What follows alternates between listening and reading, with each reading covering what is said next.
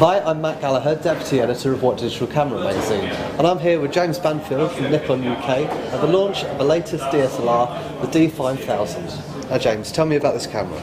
Okay, well D5000 shares a lot of the technology in the D90, namely the same sensor and the ability to shoot high definition video as well, and of course we've got this new screen, so it really can shoot stills, movies and around corners. So we've got this new vari-angle viewfinder so that you can actually rotate it by 90 degrees that way or a full 180 this way.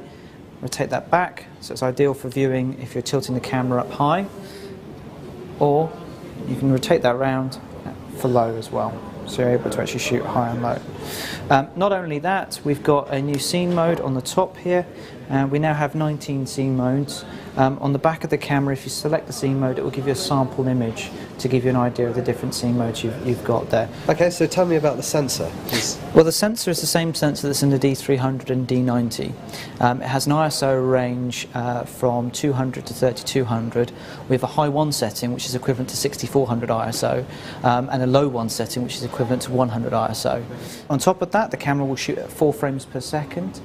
It's using scene recognition, so it fits in line with the rest of our range, and it also has picture control, so you have complete control over the output of the camera. The new screen on the back, also with the live view modes, has 4 different focusing options in live view mode. So someone that's new to DSLR photography that may actually have come from a device where they would normally compose their image on the back of a screen, well, this is the ideal device for them.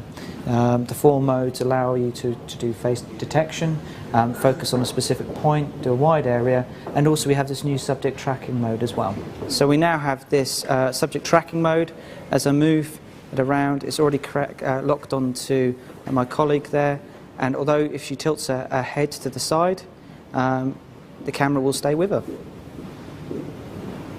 And as soon as I press the shutter button, it will focus in that area, and then we get the still image. One of the nice things that the D5000's incorporated from a D60 is this simple display, actually showing people that are new to photography what the camera's actually doing. So we can see that the shutter speed is a fraction of a second because it's 1/, and also as we change the aperture we get a visual display actually showing us how small the aperture is getting.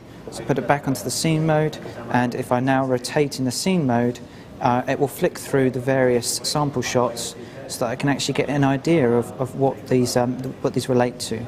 So sunset, dusk and dawn, pet, candlelight, blossom, food, and if I go into the real interesting ones, we've got high key there, and we've also got low key as well.